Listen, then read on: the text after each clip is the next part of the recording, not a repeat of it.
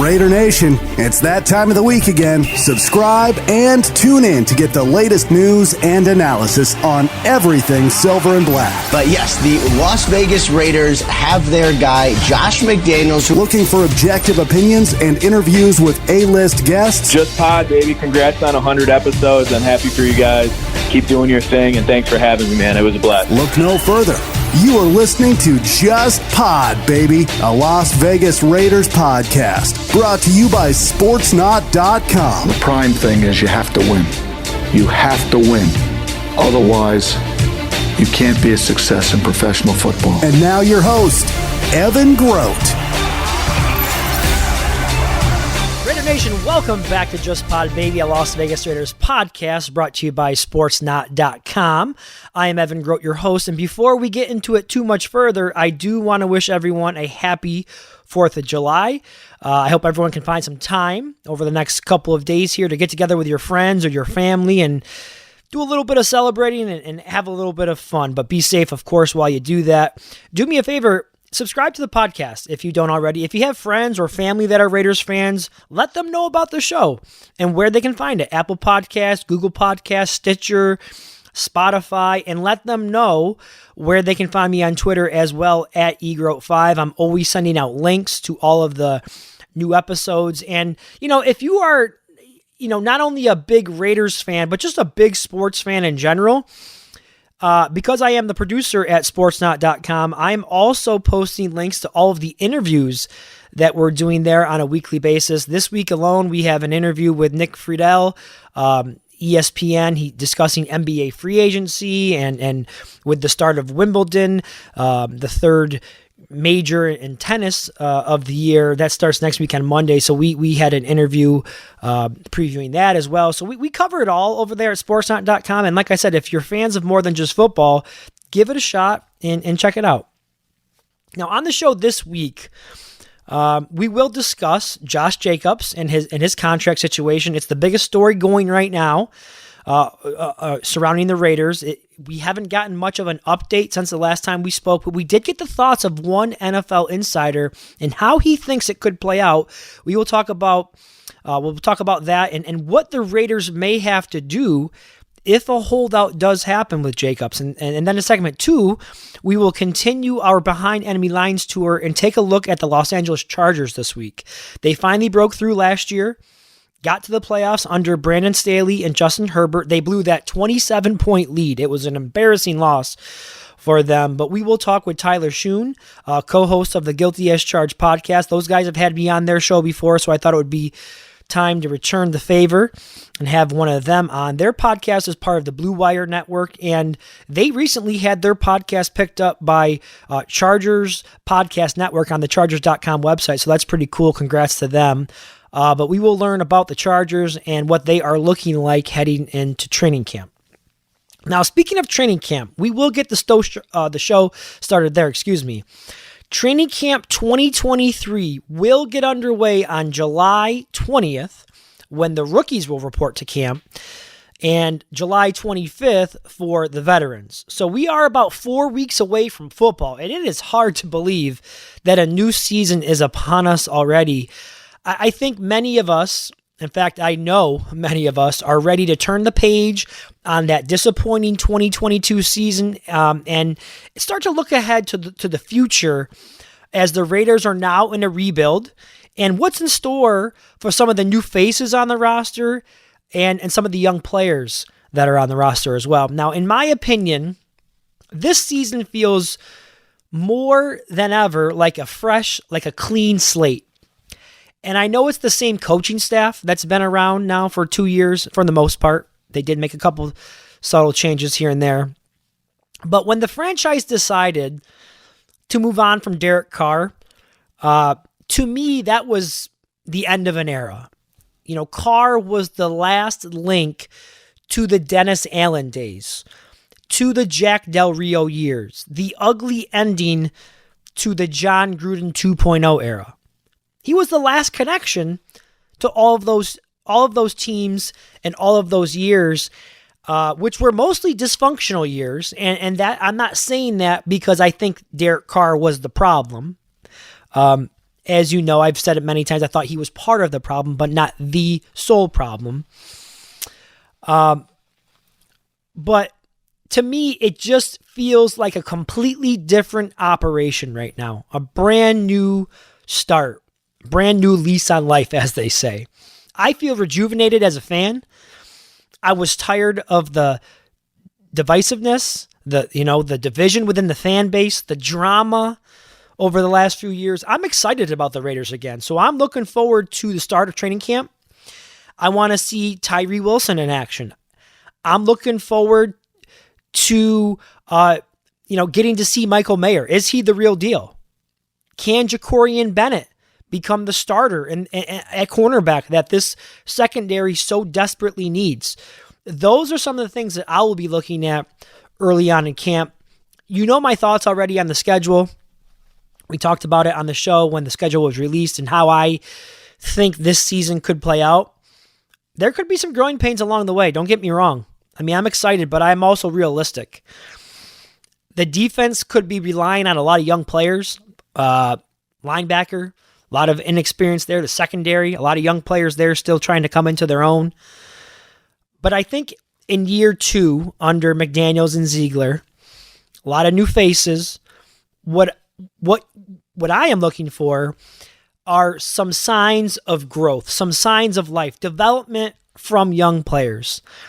Buy-in from the locker room, cohesiveness, those types of things. Things that we were hearing rumblings of during last season. Players not totally believing in the coaching staff. I'm looking for all of that stuff to kind of be squashed this year. Now, it may not show up in the wins column immediately for the Raiders. So again, I'm going to be preaching patience. Now, the big storyline, as we are about 4 weeks away from the start of training camp, is Josh Jacobs.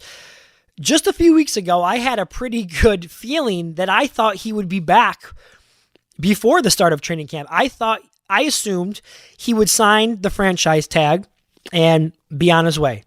Okay? I think now, as I sit here today, I think the odds have significantly changed. Part of that is because I gave out some misinformation that I want to clear up now, by the way, and I apologize for that. I originally had stated that if Jacobs does not show up to the start of training camp, then he would begin to receive fines for that. I was wrong on that. After doing more research and more reading on the matter, Jacobs, in fact, will not be fined if he does not show up to the start of training camp because he has not yet signed the franchise tag, which means he's not under contract with the Raiders. So they cannot fine him if he's not under contract. So it's very, very possible now that this stalemate could carry on much longer than I originally had thought. So I'm definitely feeling like the panic meter has gone up quite a bit since the last time we discussed this in great detail. Now, Jacobs would not begin to lose money until week 1, where if he was still unsigned at that point, he would begin to lose out on game checks. That's where he would start to lose money. So, again, if Jacobs is really dug in on this, which it seems like he is, and it also seems like Dave Ziegler is as well, he could potentially be away from the team until at least September if he wanted to play hardball. NFL insider Tom Pelissero was a guest on the Rich Eisen show this week, and he shared his thoughts on Josh Jacobs as well as Delvin Cook and some of the other Saquon Barkley, other free agent running backs out there. But he shared his thoughts on Josh Jacobs and how he thinks this could play out. I'm going to play that piece of audio for you now in case you have not yet heard it.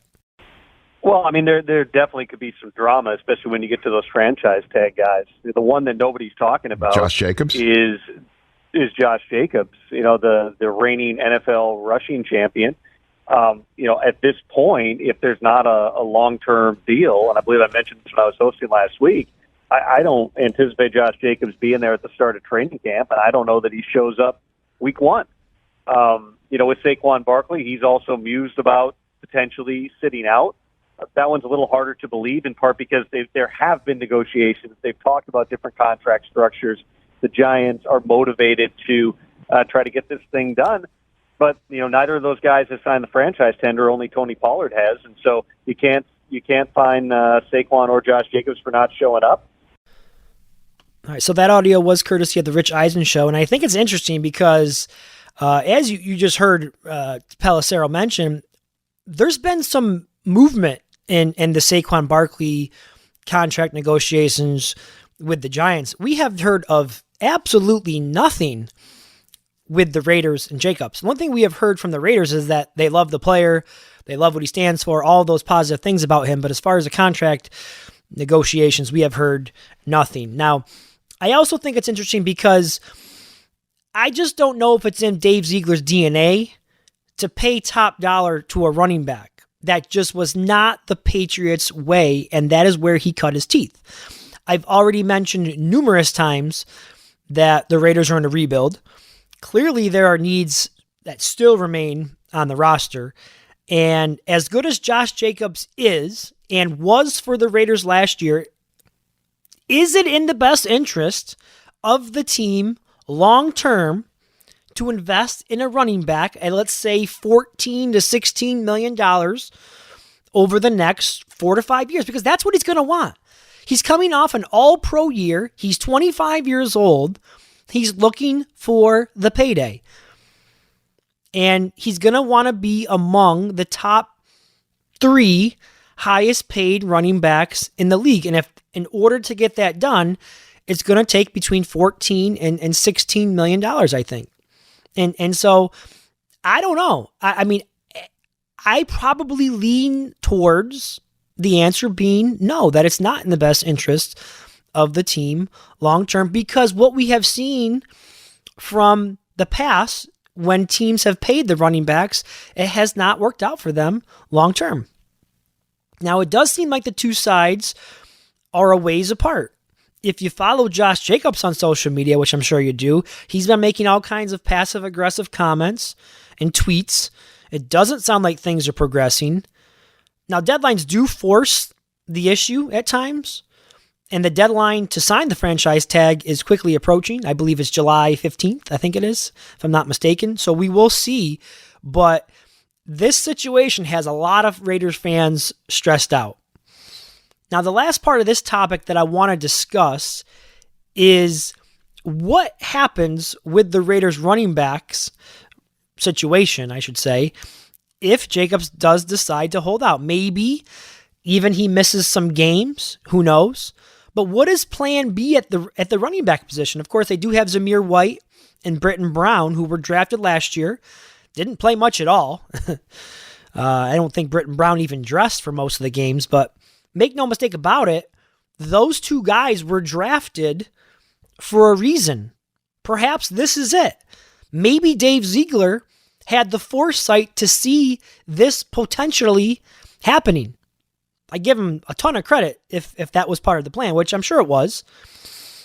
This current regime seems totally content on embracing a youth movement, so I could see them feeling comfortable with the combination of Zamir White and Britton Brown. They could also look to the current free agent market to bring in some help as well, which is not exactly robust in June 30th, right?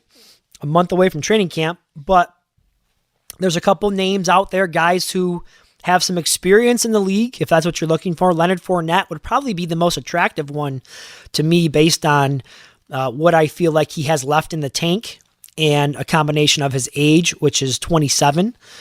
So I wouldn't be opposed to seeing Fournette be the guy. I don't think he would cost a ton either. Zeke Elliott, he looked finished to me based on what I have seen from him in recent years, especially last year, but he's also available and he could be a good mentor to some of these young running backs. Kareem Hunt is also available. I think he took a step back last year as well, but he's only 27 as well. I mean, there just isn't much out there, but those are guys that, could be an option. And then, as training camp does get underway, once the cut down day occurs, there's going to be a ton of players that become available, especially at running back.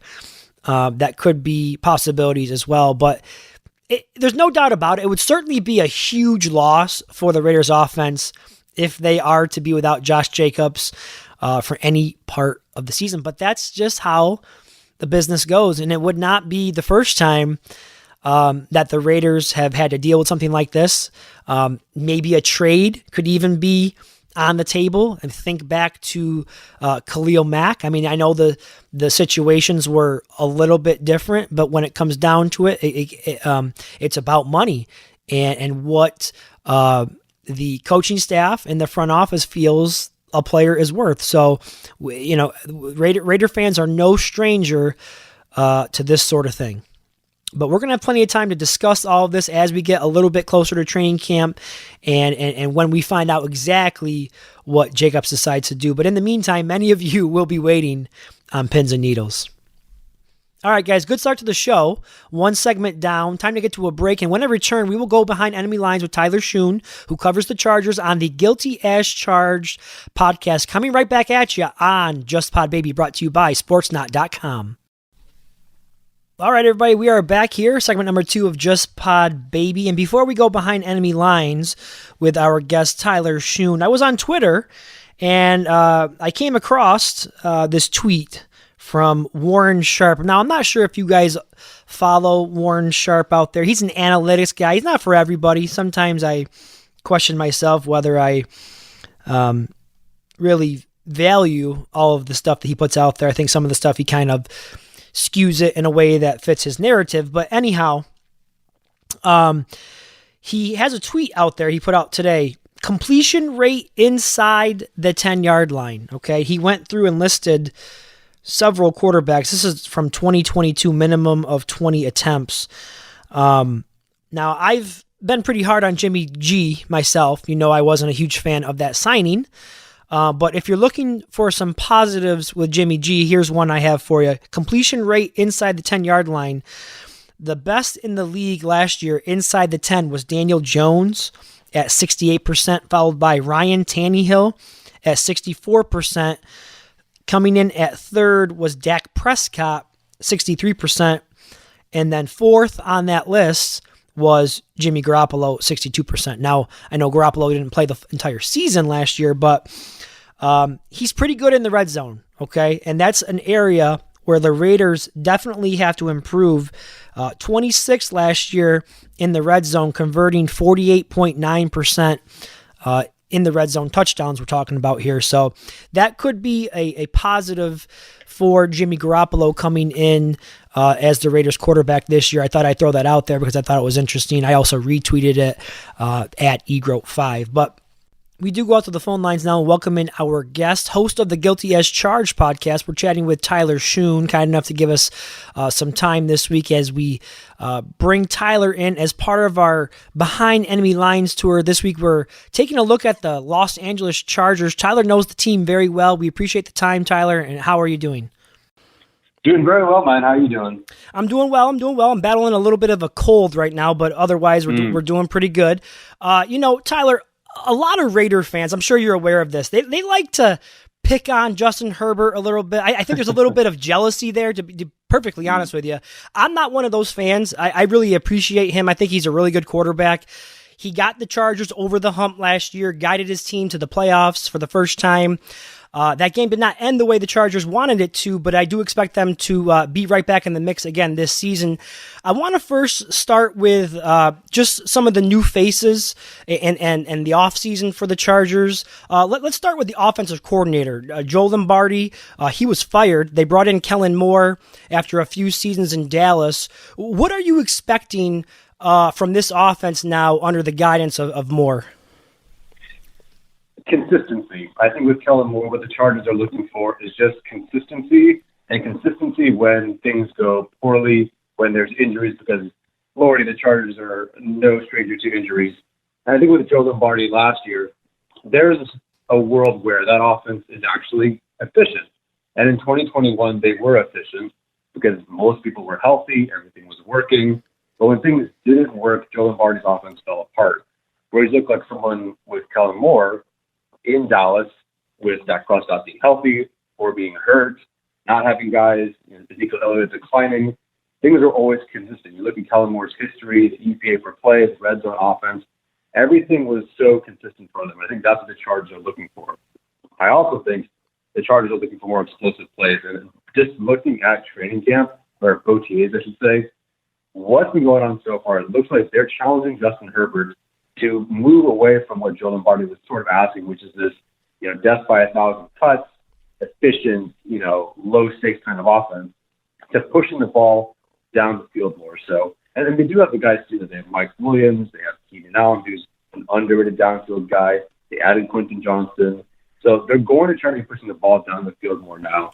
So I think the consistency is what they're definitely hoping for, and I think they'll get that. Pushing the ball down the field more is going to be great. And then just a nice, going on the consistency as well, a consistent rushing attack. It felt like you watched the games against the Browns last year, and the Chargers committed to something that seemed to really work.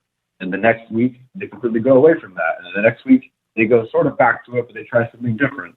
And it never really suited the personnel. It was never consistent. So with Kellen Moore, again, I think they're just looking for explosive plays and consistency, which, sure, every NFL team is looking for consistency and explosive plays. But when you have Justin Herbert, you really should be pushing for that, if not more. I'd like to get your thoughts. We just touched on the new offensive coordinator, Kellen Moore. It seems like Lombardi was kind of the scapegoat. What are your thoughts on Brandon Staley? As an outsider, as a Raiders fan, I think he could be what's been holding them back a little bit. I know there's been injuries, of course. That's been a major problem for the Chargers. He loves to gamble. He loves to play the analytics game. I thought the Chargers, if there ever was an opportunity to move on from him, I thought it was following that playoff loss last year to the Jaguars. They opted to keep him.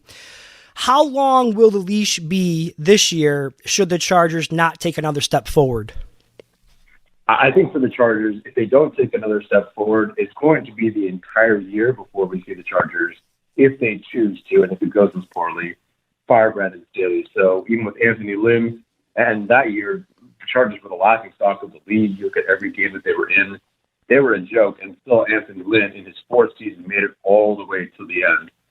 So if Brandon Staley were to be fired, I don't think it would be during the season. It would be at the end of the season, and I think it would require them not winning a postseason game at minimum. I know there's some AFC Championship, expectation, I guess, for a team with this much talent, with Justin Herbert in Brandon Staley's third year. Maybe that's a bit rich. Of course, we'd love to have that. But I think the leash is long enough where they're going to let him work the entire year, play out as best you can, and I guess try to improve. Because even if the defense isn't so great, they're going to try to want to win games to get the offense going, because if they were to pivot away from Brandon Staley, they would still potentially look at Kellen Moore and let him be the head coach moving forward. So it's a dicey situation. Again, I don't think anything happens during the season. So I think they're just going to let him rock for the entire year. They let him pick his next coordinator. He got a new special teams coach from last season that he got to pick again. So I think this is it. And I think it goes beyond just Brandon Staley. I think if the Chargers do not succeed in the postseason with at least one win, I think it's just an entire organizational change from top to bottom. You have a pretty good pulse on the fan base, I think. What's the overall thoughts on Staley? Does the fan base like him? Is it mixed? I mean, with the Raiders, it's very much down the middle with McDaniels. Some people, are going to be patient with him. Others are ready for him to be fired last year. What's the overall thoughts on Staley? It's definitely mixed, and it just really depends on how you look at it. If you've been watching the Chargers for a number of years, and especially during our GM Tom Telesco's tenure, and I think some fans are a bit more out because they want the Chargers to be winning right now. They have Justin Herbert. But then again, if you look at the injuries, you look at that Brandon Staley's a new head coach, there are a lot of things out of his control that contribute to the Chargers not being as talented, or not going as far in the postseason as they would have liked to be. So it's really split, because you could see, even from year one to year two, the Chargers didn't accomplish much. There was improvement with the team. They did literally win more games. They did advance to the postseason. And for half of the game, they were beating the Jaguars. And the defensive play call looked really good. And I think a lot of film people that are really into the film and the nitty-gritty of the All-22, they love Brandon Staley and what he can scheme up. So it's just about putting things together. Unfortunately, there are more injuries this year. Everyone's going to go regardless of how you feel about whoever it is. But I think fans are pretty split between, they know he's not Andy Reid, for example. They know he's not Bill Belichick, those kinds of coaches. But at the same time, there can be some growth. So it's a bit of a split there. Our guest this week is Tyler Schoon, host of the Guilty as Charged podcast, as we are going behind enemy lines with the Chargers this week on Just Pod Baby. I want to go back to Justin Herbert a little bit. The numbers were down, as you discussed, by his standards last season. He dealt with the rib injury earlier in the year. He had a lot of injuries around him. Keenan Allen missed a lot of time. Do you expect Herbert to regain his 2021 form with Kellen Moore calling the plays? You mentioned one of the big changes you expect to see is the ball being pushed down the field a little bit more. You also touched on having another weapon with rookie Quentin Johnson to throw the ball to. Do you expect to see Herbert bounce back after last season? Yeah, absolutely. If nothing else, the team will be more healthy and he'll be more healthy. I think people really downplay the rib cartilage injury, the torn labrum in his left shoulder. And again, we expect so many great things from Justin Herbert. I think we forget that he was hurt, the line was hurt, and his receivers were hurt. So, yes, I think almost naturally there should be a bounce back. I believe at one point last season when the Chargers had Keenan Allen and Mike Williams on the field, the Chargers were like second in EPA per play behind just the Kansas City Chiefs, because the Kansas City Chiefs are just amazing on offense. And I'm sure you as Raiders fans have seen that every week, unfortunately. But, I think this should be his best season. He should know the most about the NFL he's ever known. He should have the right offensive coordinator. This will be the best line he's ever had. It should be the best wide receiver, really 1 through 6 that he's ever had. I think this is the best wide receiver and most diverse wide receiver group 1 through 6 that the Chargers have had throughout our GM's tenure of 10 years. So I think he should be better than he's ever been.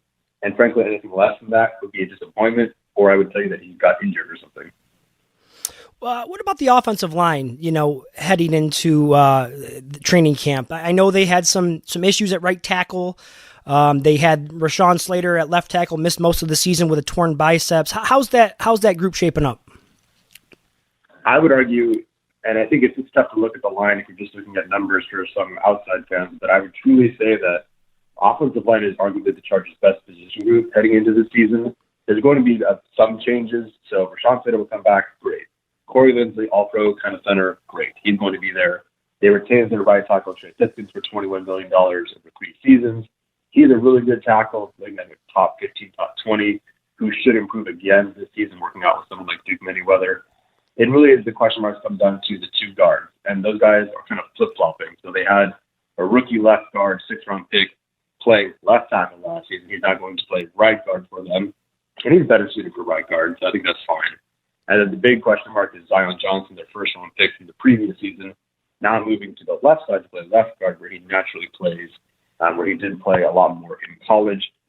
So overall, the pieces are all there. I think the scheme is there, and just pairing what you can do with Rashawn Slater and Zion Johnson, 2 guys who are elite athletes, got 1st-round picks, very, very good players, Rashawn Slater being an elite player.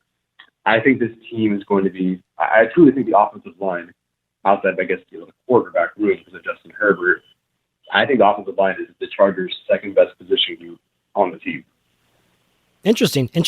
Wasn't aware of that. Good to know. Good bit of information there. What about free agency? I know they were big players during free agency in 2022, signing J.C. Jackson, and then they made the trade for Khalil Mack as well. And we'll get into Jackson in just a second. But what was the focus this year, where they were looking to upgrade, and what were they able to get done in free agency?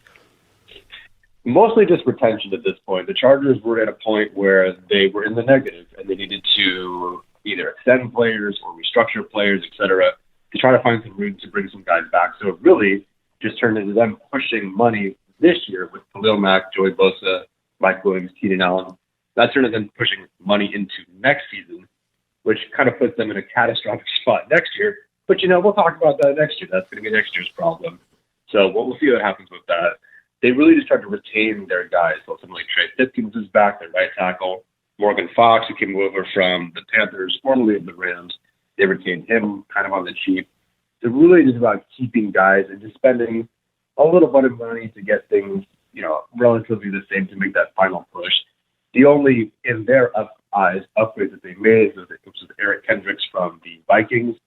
So Kaiser White, the previous season went to the Eagles. Their linebacker, great, and they moved on from him. Drew Tranquil last year, great linebacker. They moved on from him. He went to the Chiefs, unfortunately, but we're going to do great things with him. So the Chargers, really their only significant addition was Eric Kendricks. And I think in that regard, they're trying to improve the run. I think third down in coverage and as a blitzer, I think Drew Tranquil last year was probably better. He is definitely younger. But the one thing that they could maybe improve on in that regard is having a consistent veteran leader in the middle who's played thousands of snaps and started thousands of snaps and just kind of not only knows what he's doing against the run in all situations, but can get other guys lined up. So really free agency was just keeping guys together, and then that one significant upgrade there with Kendricks. Now, I mentioned J.C. Jackson was one of the most coveted free agents last year. He signed a big deal with the Chargers. It was a miserable season for him. Even at the beginning of the season when he was healthy, he struggled on the field. Then he suffered the torn patellar tendon in Week 7. What's the latest on his recovery, and will he be ready for the start of the season? He thinks he is, and it's been nearly a miracle watching him recover because you saw that injury. The nature of that injury is it's nearly a career killer. Even more so than something like a torn ACL. I mean, it was a gruesome, catastrophic kind of injury, and yet we've seen him slowly progress throughout the year to where even in the spring he was out there in a helmet running and trying to cut. Now that doesn't mean that he's 100%. I don't think he's going to be 100% for a while. But last Monday, I forget what date that was, he had a doctor's visit to get an update to either clear him or not for training camp. We haven't had an update on that yet, but he seems very positive. He's saying, before that, so again, I'm not breaking any news here, but he said that he's going to be ready Week 1. That's what he thinks is going to happen. And frankly, based on his recovery, I think he can be, which really opens up a whole different issue for the Chargers of how they deploy their defensive back this year. What about the rookie class? Is there anybody in there outside of Quentin Johnston who we have discussed already? I know he'll be a big part of that offense. Is there anyone else that they drafted that you think will be counted on to step in here early and contribute? Yeah, that's going to be a couple of players. So Tuli Tuipulotu from USC is definitely the player they'll have to contribute. And as a second-round pick, yeah, that is, I guess, the next most likely guy. He's only 20, or at least he's only 20 right now. But there's a lot that they can do with him. And frankly, the Chargers, they just, as soon as Joey Bosa went down, or really throughout all the years, somebody goes down, they haven't had a really proper backup to come in and really legitimately play good edge football, other than Uchenna Nwosu. And that was kind of a temporary thing for them when they had Melvin Ingram, and then they moved on from him, they moved on from Nwosu, et cetera, et cetera. They want to do so much with Joey Bosa, with Khalil Mack. Right? Joey's big on confusing the offense, on stunts, and doing different things. And they needed a true third edge rusher out there. It was really going to be like edge 2.5 for them, not only because these other two guys, Joey Bosa and Khalil Mack, might get hurt, might miss a couple of games, but they really want to find a way to reduce Joey Bosa inside and put him over a guard, add in Tuli. So he's going to be a big part of it. We'll see how much. He's a very young player. In some respects, I think he is a very raw player, but he's going to be learning from the best. The Chargers have a very good set of defensive line coaches. So I think he'll figure things out along the way. And then I think someone that's really not being talked about is Jordan McFadden, their 5th-round pick, an offensive lineman from Clemson. Is he going to play a lot? Probably not. And I really kind of hope not, because that means somebody got hurt. But Kellen Moore really loves, if the tight end group isn't working, he's going to deploy that 6th offensive lineman. He's going to add that extra tackle. They've even used an offensive lineman as a fullback several times. It's their Hulk package in Dallas. So will they do that with the Chargers? I'm not entirely sure, but I think they'll definitely lean for that 6th offensive lineman to get better in the red zone, short yardage situations. They could use him as a fullback. He's very, very athletic and very, very quick. So I think he's a player that's going to contribute even if the entire offensive line is healthy. I think he's a player that fans should be talking about more, or that some other fans of opposing teams should maybe just keep an eye on. Yeah, you mentioned the edge rusher, 2nd-round pick out of USC. I think it's a similar blueprint that the Raiders are employing, with their first round draft pick, Tyree Wilson. Everyone's got to have a pass rush to try to slow down Patrick Mahomes because they are obviously the cream of the crop in the AFC West, and everyone's looking up at them. One more final question I have for you. Outside of injuries, because I know that's been a big problem for the Chargers, it seems like every year, but what is the key for the Chargers to not only get back to the playoffs this year, but to take that next step and win a game? What needs to happen? Brandon Staley's scheme needs to show itself and express itself in a way that is not just good on paper or good on the drawing board, but good on the field as well. And there were moments where it was like that last year. I think against the Dolphins, played a fantastic game, other than a couple of, bumbles here and there where there's a fumble, fluky touchdown, and someone tripped for another touchdown. They really did pitch almost a shutout with a lot of backups against the Miami Dolphins. There are moments against the 49ers where Brandon Staley's unit looks really good against Shanahan's offense, but it's so inconsistent. And I think that they try to lean so often towards, playing more defensive backs to stop the pass that they struggle so much against the run. They just have done that for a while, but under Brandon Staley, I feel like that's kind of been magnified. The Browns every year rush for 250 yards with one player against us. Granted, that's Nick Chubb and the Browns. But we watched Josh Jacobs do that. I think the Chiefs are figuring it out with Pacheco. The Broncos are going to be running more now with Javonte Williams, Samaje Perine. So I think for the Chargers to actually take that next step forward, the offense is going to be good. It was almost just good last year, even though everybody got hurt and Herbert was hurt. The special teams unit is much improved. It's really time now for the defense to not be an elite unit, but you have a defensive-minded head coach. You expect more out of this defense. The defense, I don't need them to be top 5, but they should at least try to hover around 15, and they certainly can't hover where they have been, which is around like 28th or so. I know there was a point last season where, because I know like Derek Carr, for example, for you guys when you had him, he had, I think, the most points allowed by any defense over their career, which I think was Derek Carr. But Justin Herbert, by the time they got to like 50 starts or whatever, it was close to Justin Herbert taking that crown for most, having their defense allow the most points. So Brandon Staley's unit, I think Brandon Staley is very smart. I think they have a lot of players. I think the scheme is good, but it hasn't expressed itself. So they fired their defensive coordinator. They elevated someone else to become their defensive coordinator now. So that's kind of the key here. Everything else I think will be fine. It's not good or great. The defense just can't be historically bad. Yeah, they certainly have the personnel on both sides of the ball. As an outsider, as a Raiders fan, I look at that Chargers roster, and I see I don't see many holes. Let's put it that way. So we'll have to see if they can put it all together this year. But Tyler Schoon, host of the Guilty as Charged podcast, we appreciate the time. You gave us a lot of good information there, and I know my listeners will appreciate it. We'll be following you, and keep up all the great work. Thanks for coming on tonight. Yeah, no problem. Thanks so much. Okay, there goes Tyler Schoon. Sounds like from what Tyler has seen during OTAs and minicamp, the Chargers offense could be more explosive next year under Kellen Moore, looking to make more downfield throws, more explosive plays, and it makes plenty of sense to me when you got a quarterback like Justin Herbert and those receivers. They went out and added another one, Quentin Johnson, another big-bodied receiver similar to Mike Williams. You got Austin Eckler who can catch the ball out of backfield. You got to take advantage of that. And so it sounds like they're looking to be a lot more dynamic here in this upcoming season. I'm curious to see how the defense holds up, though. They've had a lot of injuries on that side of the ball. I want to see how J.C. Jackson returns from the injury he sustained last year.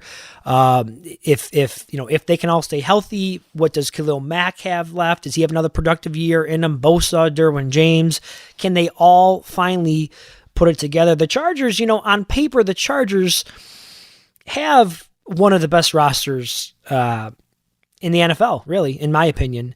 But sometimes they're their own worst enemy. They just cannot get out of their own way, whether it's the coach holding them back, whether it's the injuries, whether it's blowing a 27-point lead in a playoff game. For whatever the reason, they seem to just continue to shoot themselves in the foot. But anyways, that's a wrap for this week, everybody. Happy 4th of July to you all. Enjoy it. Be safe. You can expect to hear from me again in 2 weeks. We are inching closer and closer to football season. Until then, I am your host, Evan Groat. Thanks for tuning in, everyone, and take care. And as always, Just win, baby.